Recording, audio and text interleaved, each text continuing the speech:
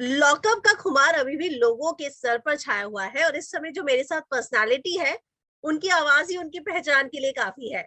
तो मैं आपका इंट्रोडक्शन से पहले मैं चाहूंगी कि दर्शक आपकी आवाज सुने और गेस करे कि आप कौन है। जी, पहचानने की कोशिश कीजिए मैं कौन बोल रहा हूँ। अगर आप ध्यान से सुनेंगे तो आप पहचान लेंगे। लॉकअप के दर्शक तो पहचान ही गए होंगे कि इस समय हमारे साथ जो है एक गार्ड है G5 जिनका नाम है नरेश चौधरी पूनिया। कैसे हैं नरेश जी आप? मैं बहुत अच्छा हूँ। आप कैसी हैं हिना जी? एकदम ठीक नरेश जी। थैंक यू, आपने समय निकाला 70 दिन जेल में रहने के बाद, क्योंकि डे नाइट स्केड्यूल रहा होगा आपका भी। बिल्कुल बिल्कुल, 2 शिफ्ट हुआ करती थी, मॉर्निंग और नाइट शिफ्ट। हम्म। तो अभी जो है बाहर आने के बाद उससे बाहर निकल पाए हैं, या अभी भी चलता है कि सामने कुछ हो रहा है, अभी मुझे प्रॉम्प्ट किया जाएगा, मुझे ये बोलना पड़ेगा? नहीं नहीं नहीं, देखिए क्योंकि प्रोफेशनली एक्टर हूँ तो जब करेक्टर की डिमांड होती है हम तभी करेक्टर के अंदर जाते हैं। जब आउट हो जाते हैं तो फिर आउट ही। हम्म। तो आप G5 बनकर गए थे? हाँ जी, मैं लॉकअप के अंदर G5 बनकर गया था, वन ऑफ द 8 गार्ड्स। और उसके बाद आप शूटर बन गए थे, अगर मैं गलत नहीं तो। बिल्कुल सही बोल रही हैं आप। उसके बाद एक्चुअली मैं इससे पहले 2 इंटरव्यू दे चुका हूँ, उसमें भी मैंने यही बताया था कि एक बहुत इंटरेस्टिंग घटना हुई थी। So the makers of the show, ये जो है ये they were looking for a voice. तो शुरू में जो था वो बिग बॉस की तरह ऊपर से आवाज आती थी और उसी के साथ गार्ड को एक्शन करके उनको इशारे से बोलना पड़ता था, जो कि जम नहीं रहा था। बिल्कुल, वो मैंने स्टार्टिंग में जब फीड देखी वो कुछ समझ में नहीं आ रहा था, इको इतना होता था, इंस्ट्रक्शन समझ में नहीं आती थी। तो वो बहुत अच्छा किया तो कि शुरुआत में उस मिस्टेक को ठीक कर लिया। हाँ जी, तो फिर वो लोग भी इस चीज से इतने खुश नहीं थे क्योंकि जिस तरह से सोचा था उस तरह से जा नहीं रही थी चीजें। फिर किसी ने शायद उनको बताया था कि भाई आपकी जो गार्ड टीम है उसमें एक एक्टर है नरेश चौधरी पुनिया, एक बार उनकी आवाज देखिए, उनकी आवाज काफी अच्छी है।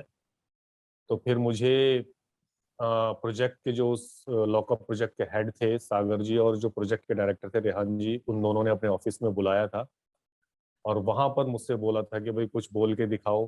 तो मैंने एक शेर पढ़ा था, इब्तिदाई इश्क है रोता है क्या, आगे आगे देख होता है क्या।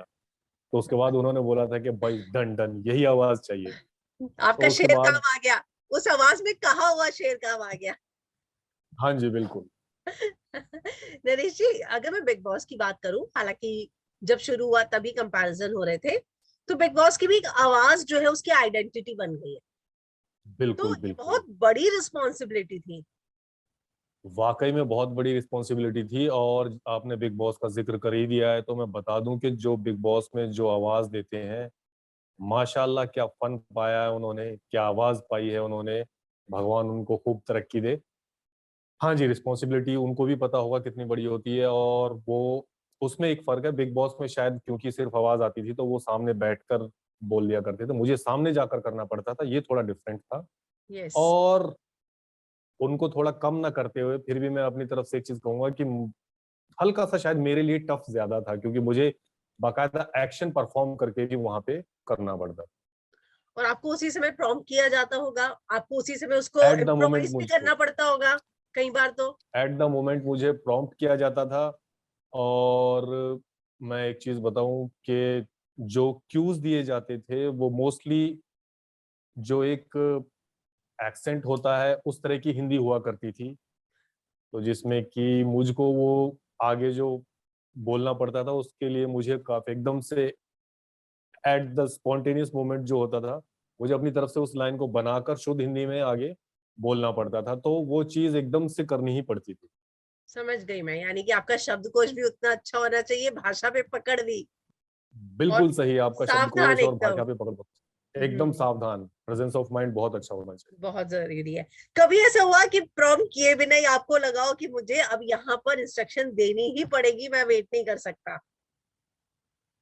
हुआ था, कम से कम 4-5 बार ऐसा हुआ था और वो मैंने किया भी। अरे वाह। हाँ। तो शुरुआत में तो जब तक उनको मुझ पर भरोसा नहीं था डायरेक्टर को कि और क्रिएटिव टीम को कि ऐसा कुछ है, तो मुझे बोला करते थे, नरेश जब तक हम ना कहें तब तक कुछ नहीं। लेकिन फिर धीरे धीरे जैसे उनका भरोसा बन गया कि हाँ ये जो लड़का है ये अच्छा करता है और ऐसा कुछ नहीं है कि जिसकी वजह से ऐसा कुछ बोले कि कुछ गलत होगा, तो उन्होंने फिर थोड़ा सा इतना सा फ्रीडम दिया था। और उसके बाद मैं जब लगता था कि बहुत ज्यादा हो रहा है और उस तरफ से कोई इंस्ट्रक्शन नहीं है, तो मैं अपनी तरफ से बोल दिया करता। ओके, तो नरेश जी इसका मतलब ये है कि ना सिर्फ आवाज, प्रेजेंस ऑफ माइंड, गेम में पूरा पूरा इन्वॉल्वमेंट, मतलब जब आप हाँ जी सेट पे बिल्कुल। नहीं भी है तो भी आपको ये पता होना चाहिए, क्योंकि ये बहुत बड़ी रिस्पॉन्सिबिलिटी लेकर आया ना आपके लिए, तो फिर हाँ जी कि आपको पता रहना चाहिए कि मैं नहीं भी हूँ उस समय भी क्या हो रहा है वहां पर, ताकि जब आप बिल्कुल सही इंस्ट्रक्शन दे बात। तो आपको बैकग्राउंड पता होना चाहिए, राइट? बिल्कुल बिल्कुल बिल्कुल। तो मतलब शो ने आपका डे नाइट लिया, और कहा जाए तो मेहनत सफल रही। देखिए, मेहनत जिस तरह से अभी लोग रिस्पांस दे रहे हैं, फैंस के मैसेजेस आ रहे हैं, बहुत सारे लोग जुड़ना चाहते हैं। आपसे पहले 2 इंटरव्यू दे चुका हूँ मैंने। सेकंड इंटरव्यू में मैंने कहा था कि this is the second interview of my life. Okay. And आपसे मैं कह रहा हूँ कि ये मेरी जिंदगी का तीसरा इंटरव्यू है हिना जी। तो भाई बहुत होंगे अभी तो। बस आपके शब्द काम आए, आपके ये शब्द कबूल हो जाएं। तो ये तीसरा इंटरव्यू है और बहुत अच्छा रिस्पांस मिल रहा है। तो भाई सीधी सी बात है, एक जो एस्पायरिंग एक्टर होता है उसके लिए तो ये सबसे बड़ी खुशी की बात होती है। बिल्कुल। तो नरेश जी मैं जानना चाहूंगी, जब आप घर के अंदर थे, कई बार ऐसा होता होगा कि बहुत सारी चीजों से आपकी ओपिनियन मैच नहीं करती होगी, एज अ पर्सन हर किसी की अपनी ओपिनियन रहती है ना, बिल्कुल सही। तो वो कॉन्ट्राडिक्शन कई बार हुआ होगा कि आपको कहा कुछ गया होगा लेकिन आपका मन कहता होगा कि नहीं, मुझे लगता है यहाँ पर ये सही है, ये गलत हो रहा है। हाँ होता था, लेकिन फिर यही है कि भाई जो मेकर्स थे दे नो बेटर। तो फिर मैं शांत रहता था। मैंने कहा ठीक है जी, क्योंकि वो लोग देख रहे हैं क्या हो रहा है क्या नहीं और किस तरह से चीज जानी चाहिए, तो मैं खामोश रहता था। हम्म। जैसे कभी। कि हाँ, इस तरह से तो नहीं, कॉन्ट्राडिक्टरी तो कुछ नहीं मैं बताऊंगा, लेकिन एक चीज मैं बताऊंगा। एक दिन एक रस्सियां बनाने वाला टास्क हुआ था।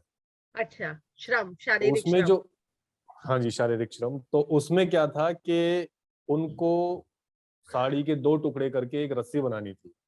हम्म। और उसका एक एग्जाम्पल उनके सामने रखा भी गया था, एक मॉडल के, भाई इस तरह से बनानी। लेकिन न जाने वो लोग क्या देखते थे, क्या होता था उसमें। सिंपल था कि 2 टुकड़े आपस में जोड़ के एक रस्सी बनानी है। उन्होंने 2 टुकड़े आपस में जोड़े, उसकी उसकी रस्सी बनाई। फिर एक टुकड़ा और जोड़ा, उसकी रस्सी बनाई। तो मैं वहां पे खड़ा होकर यही सोच रहा था, मैंने कहा अरे यार, एक बार बन गई वही है, उतना ही है, देखो आके ध्यान से। तो ऐसा था। हाँ। ओके। तो नरेश जी कभी ऐसा हुआ कि शो देखते देखते क्या होता है, जैसे हम भी बतौर ऑडियंस किसी ना किसी से अटैच हो ही जाते हैं, हाँ जी। आपकी अटैचमेंट किससे सबसे ज्यादा हुई? क्योंकि आप तो अंदर सब देख रहे थे, देखिए, लगता था कि शो खत्म हो मैं सबसे पहले जाके उसके गले मिलूंगा और बात करूंगा। सच बताऊंगा, अटैचमेंट मेरी 3 लोगों से थी। सबसे ज्यादा करणवीर, ओके। क्योंकि वो एक्टर हैं और उन्होंने मुझे पर्सनली भी बहुत सारी चीजें कही थी कि नरेश तुमसे मिलना है, और बहुत अच्छा है, तारीफें भी की थी। तो जायज सी बात है, इंसान हूँ, ह्यूमन नेचर है, तो मुझे लगा कि बहुत अच्छे इंसान है, तो मेरे वो पर्सनल फेवरेट हो गए। ओके। फिर है मुनव्वर जी, मुनव्वर भाई। उन्होंने भी कई बार कहा था कि भाई आपसे मिलना है, ये और वो सारी चीजें। और ऊपर से मुनव्वर तो बातूनी इंसान है ही, हर कोई जानता है, और वो बातों का ही खाते हैं। उसने आपको तो हंसा भी वो दिया भी था, हंसते 2 बार, 2 बार। तो उनसे भी वो भी फेवरेट हो गए थे मेरे, और उनसे भी मिलने की मेरी अलग से इच्छा थी। तीसरे थे शिवम, जिनको मैं दिल का बड़ा साफ मानता था। तो हम्म। मुझे लगता था कि इस लड़के से भी मिलना चाहिए, ये दिल का बड़ा साफ है, ऐसे लोग दोस्ती के लायक होते। तो ये 3 थे, जिसमें से कि मुझसे करणवीर भाई बहुत अच्छे से मिलकर गए, हम्म। और मुनव्वर भाई भी मिले, लेकिन वो थोड़े भाग दौड़ में थे, क्योंकि विनर थे तो उनको मीडिया खींच के ले जा रहा था, तो उनसे इतनी अच्छी मुलाकात नहीं हो पाई। हालांकि वो गले लगे सारी चीजें और बोले कि मिलते हैं मिलते हैं, तो वो निकल गए। करणवीर भाई से बहुत अच्छी मुलाकात हुई थी। हम्म। और शिवम से नहीं हो पाई मुलाकात, शिवम भी जल्दबाजी में ही निकल गए। है। ऐसा हुआ। तो नरेश जी, आपने जानबूझ के लड़कियों का नाम नहीं लिया या किसी लड़की से अटैचमेंट? आसमा तो आके फड़फड़ा के आपसे कितनी बातें करती थी। हाँ जी, हाँ जी, आज़मा बहुत बातें करती थी और ऐसे आँखें फड़फड़ा के बहुत सारी बातें बोला करती थी। लेकिन ये जानबूझ के नहीं एक्चुअली। देखिए जो अटैचमेंट था नहीं नहीं, मेरा मैं मजाक कर रही हूँ। सीरियसली करणवीर भाई से था।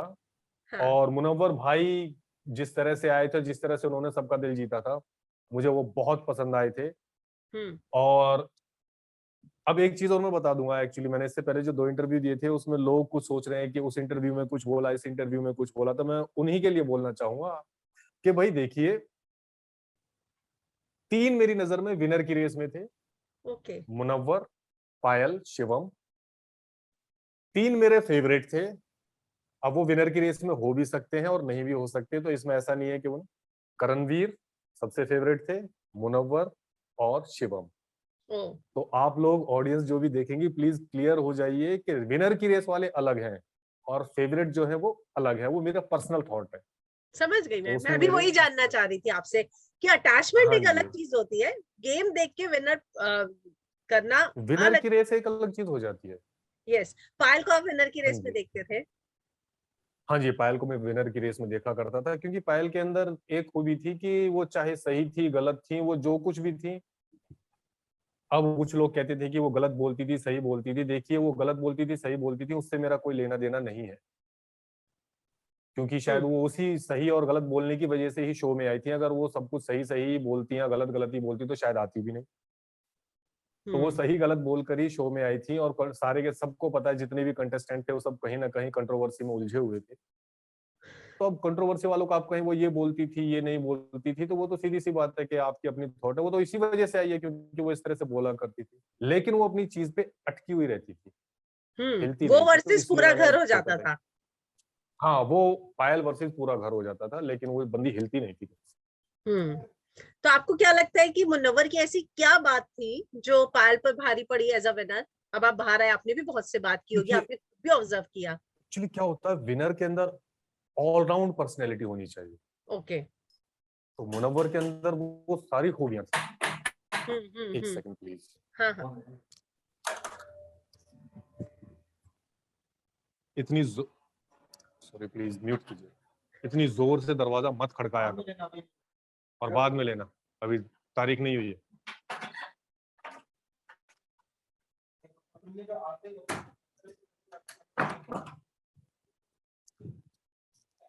माफ कीजिएगा प्लीज।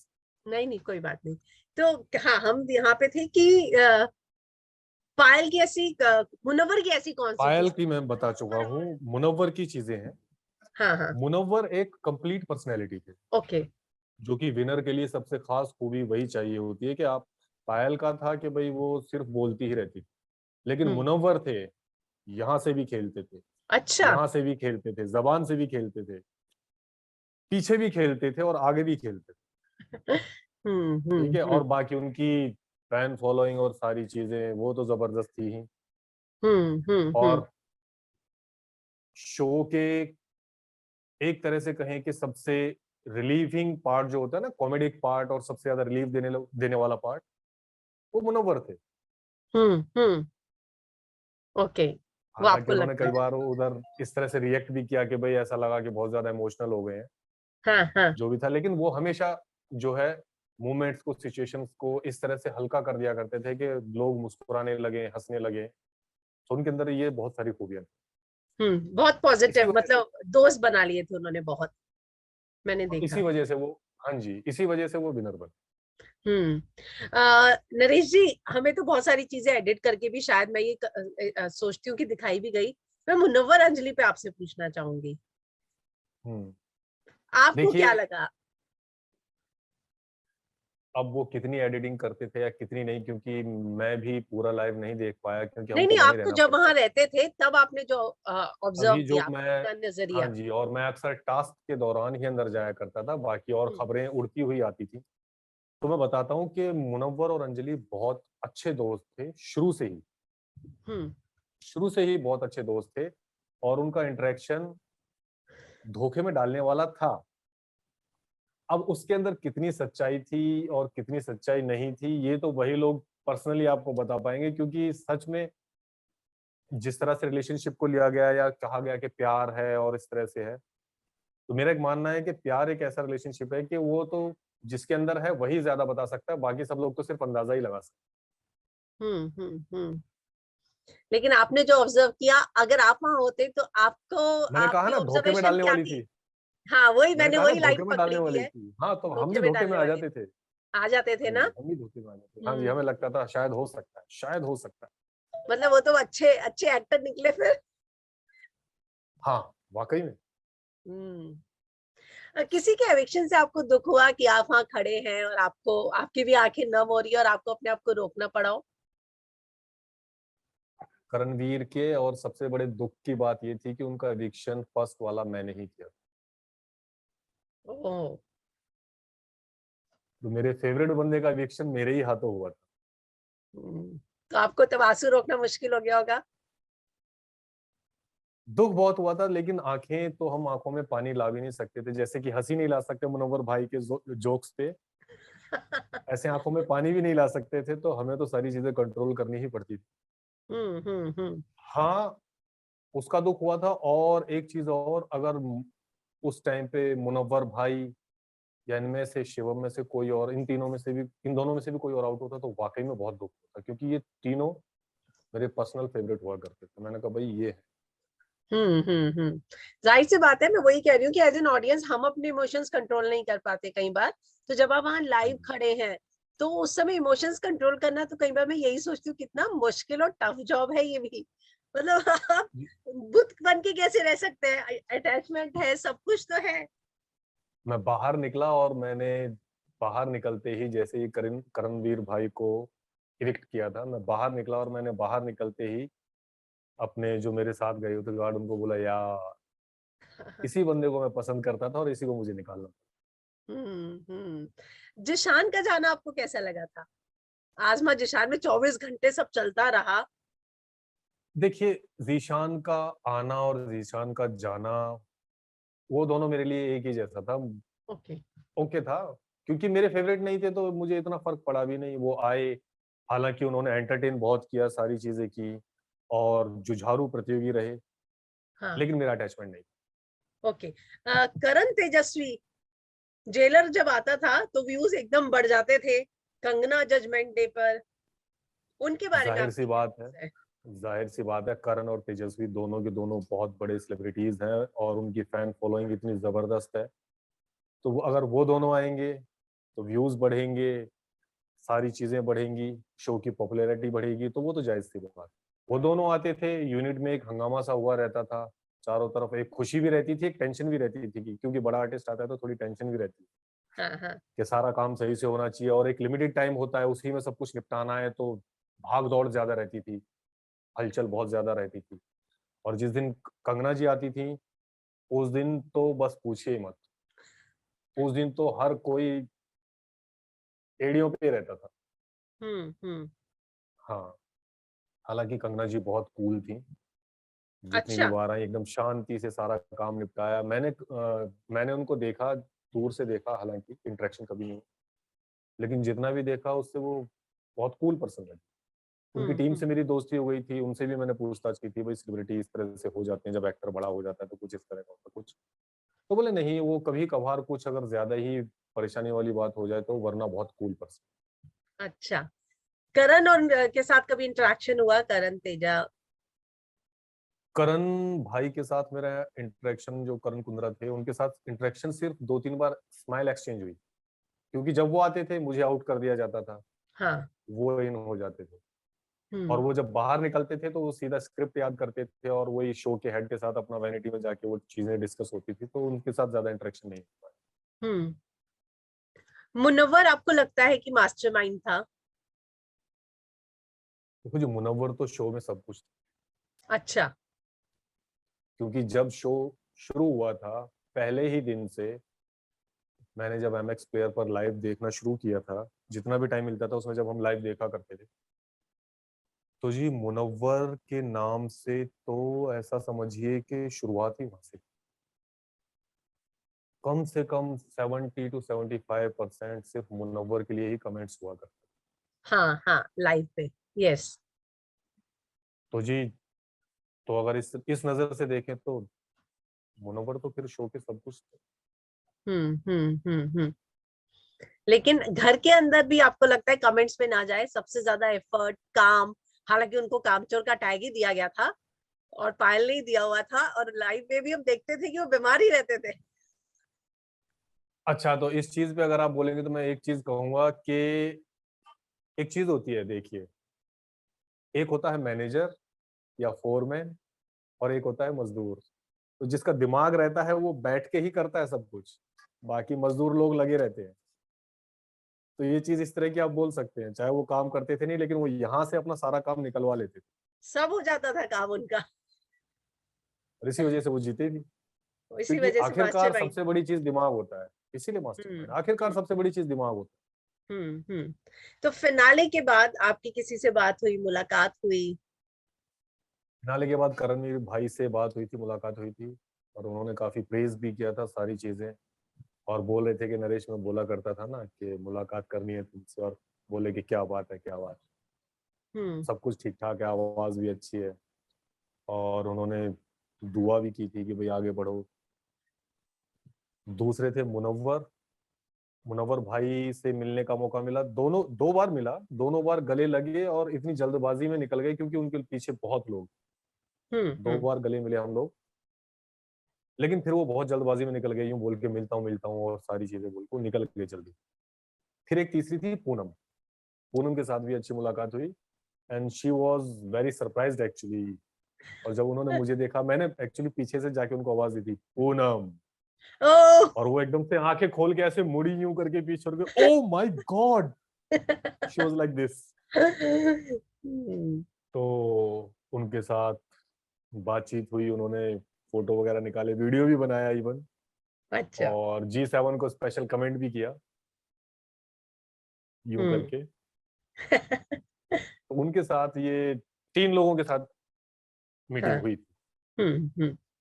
नरेश करणवीर, जी। मुनव्वर और पायल।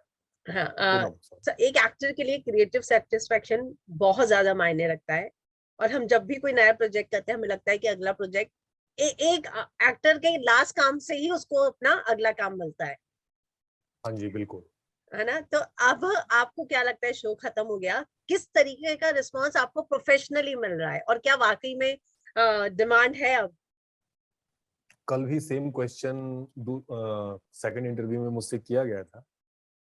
तो कल मेरा जो जवाब था वो ये था कि अभी तो खत्म हुआ है ओके। और अभी तक कुछ नहीं है, लेकिन आज, जैसे कि मैंने आपको शुरू में बताया था जब हमारी बात हो यस। रही थी, कि मैं वेब सीरीज की एक मीटिंग करके आया हूँ, जिस वजह और से मैं मैं लेट बहुत हुआ। खुश थी ये बात सुनकर कि wow. Thank you, thank you, thank you. तो मैं वेब सीरीज के लिए एक मीटिंग करके आया था, जिसमें कि पैरेलल लीड के लिए बात है, बाकी सब भगवान के हाथ में है, आप लोगों की दुआएं रहेंगी तो शायद होगा। तो कल तक वो जवाब था और आज से रिस्पॉन्स आना शुरू हो गया। Good good good. और फैमिली का रिएक्शन कैसा था? फैमिली का रिएक्शन, देखो, जब मैं गार्ड बन के गया था ना, तब मैंने कसम से किसी को नहीं बताया था कि मैं गार्ड बन के अच्छा, जा रहा हूँ, क्योंकि इस तरह का काम मैंने कभी नहीं किया था जिंदगी में, आप और भी मुझे ये श्योर नहीं करना होगे ना, पड़ा था। क्योंकि कुछ है ही नहीं कि मतलब रेफरेंस के कुछ लिए भी कि नहीं क्या था, काम क्या कुछ है, भी नहीं मतलब था, कुछ भी नहीं था, वी वर लाइक आपने बड़ा एक्स्ट्राज। रिस्क लिया। वी वर लाइक एक्स्ट्राज, नहीं, रिस्क लेना पड़ा क्योंकि हिना जी, क्या है, 2 साल बहुत बुरे गुजरे थे सभी, सही कह रहे हैं आप। और हम्म पैसे सब खत्म हो गए थे, काम बिल्कुल भी नहीं था 2 साल में। तो मुझे लगा कि ये पहला काम आ रहा है। लोग कहते हैं ना कि अगर काम की शुरुआत होती है तो होने लगता है, तो मैंने कहा यार, इसको शुरुआत मान के कर लो, हम्म चाहे कुछ भी है, आंख बंद करके घुस जाओ, किसी को मत बताना, अपना पैसे लो और आ जाओ। हम्म लेकिन वहां जाके भगवान की ऐसी कृपा रही, ऐसी मेहर रही कि किसी ने रिकमेंड कर दिया, भाई इसकी आवाज देखो जरा, और फिर मैं आवाज देने लगा। हम्म। चलिए, बहुत अच्छा रहा। तो फैमिली को भी फिर बताया आपने?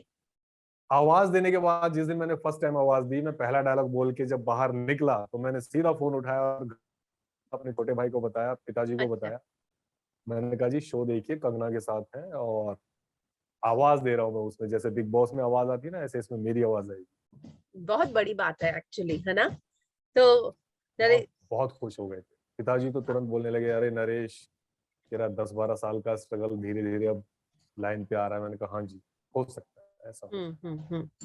तो चलिए नरेश जी, वाकई में आपसे बात करके बहुत ही अच्छा लगा। सीजन 2 की भी शुरुआत की बातें आ रही हैं कि बहुत जल्दी सीजन 2 भी शुरू होगा। तो क्या ये कॉन्ट्रैक्ट है कि हर साल करना पड़ेगा? इस तरह का कॉन्ट्रैक्ट नहीं था कि हर साल करना पड़ेगा, लेकिन हाँ ये कॉन्ट्रैक्ट था पर्टिकुलर टाइम के लिए, 2 महीने के लिए था। अभी अगर सेकंड सीजन आता है और उनको लगता है कि अभी नरेश को दोबारा बुलाना चाहिए तो बुलाएंगे, और बाकी दर्शकों की दुआएं रही, आप लोगों की दुआएं रही, मैं कुछ और चीज में ना उलझा हुआ रहा, सब कुछ सही सटीक बैठ गया तो पक्का मैं आऊंगा। Thank you Naresh ji, thanks. और आखिर में अपने फैंस को G5 के अंदाज में कुछ कहना चाहेंगे? 1 मिनट, हाँ नरेश जी, हाँ एक जी। मिनट। हाँ, तो आप अपने अंदाज में, G5 अंदाज में कुछ कहना चाहेंगे? जी यही कहना चाहूंगा, लॉकअप की ऑडियंस, आपने सच में मुझे बहुत प्यार दिया है, और अगर आप इसी तरह से प्यार देते रहे तो आपका G5 शूटर, या असली नाम नरेश चौधरी पुनिया, आपकी दुआओं से बहुत तरक्की करेगा, और ये भी दुआ करेगा कि आप सब लोग भी बहुत खुश रहें, आबाद रहें और अपने अपने काम में बहुत तरक्की करें। Thank you Naresh ji, and all the best आपके सारे प्रोजेक्ट्स के लिए। थैंक यू हिना जी, और आपको भी थैंक यू। बहुत बहुत शुभकामनाएं, आपका चैनल बहुत बड़ा बने एक दिन। Thank you, thanks.